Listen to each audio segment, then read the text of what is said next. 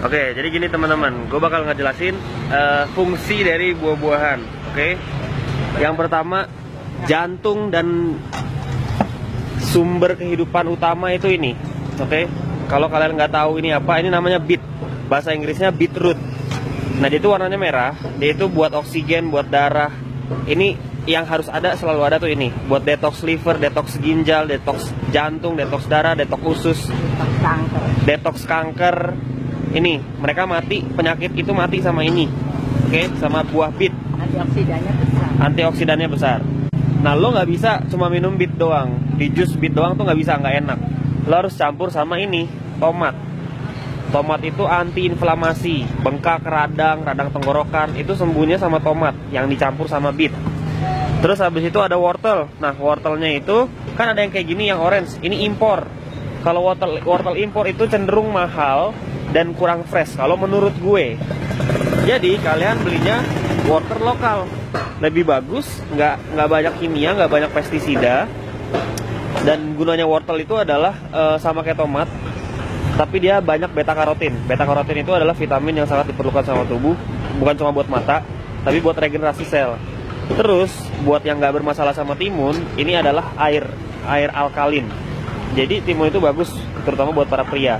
Dan yang punya tekanan darah tinggi, suka pusing, yang keluarganya stroke, itu minum timun yang banyak, jus timun. Jadi tadi campurannya adalah beet, tomat, wortel, timun.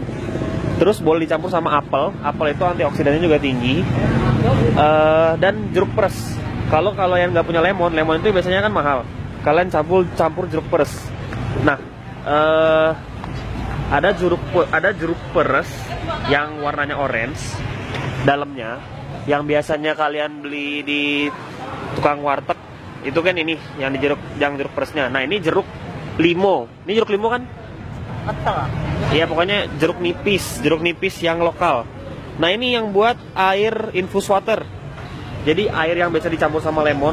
Kalau lemon mahal, kalian pakai ini, sama aja khasiatnya. Malah lebih bagus karena lokal. Lokal itu lebih bagus, kenapa? Karena fresh, baru diangkut kemarin dari sawah gitu. Oke? Lobak itu buat antivirus, ya. Kalian tahu nggak kalau misalkan kalian makan sushi, terus habis itu ada parutan lobak, ya, lobak putih, itu buat antivirus. Pernah kan makan sushi, ada lobaknya yang diparut, sashimi, itu buat antivirus. Jadi makanan yang ada di depan kalian tuh semuanya ada maksudnya buat dimakan. Jadi kalian kalau mau sehat harus makan sayur-sayuran dan buah-buahan. Banyak orang nggak percaya sama omongan gua, tapi gua udah buktiin sendiri. Gua nggak pernah minum obat. Eyang ini pasien kanker, sembuh, sehat karena minum 5 tahun. Pasca operasi 5 tahun. Dia sekarang sehat karena minum ini, jus buah-buahan, sayuran. Yang ngajarin gua. Kalau nyari beet susah, gua sekarang ada di Pasar Minggu. Lo boleh ke Pasar Minggu, itu daerahnya ya di Pasar Minggu. Itu beet sini banyak. Sebenarnya di pasar manapun beet ada. Kalian tanya aja beet, buah beet. Kalian kalau nggak suka bawang putih, kalian harus berubah. Kalian harus makan bawang putih. Ini antioksidan alami, anti radang, anti kanker. Kalau misalkan gua batuk, radang tenggorokan, gua cuma ngunyah bawang putih doang.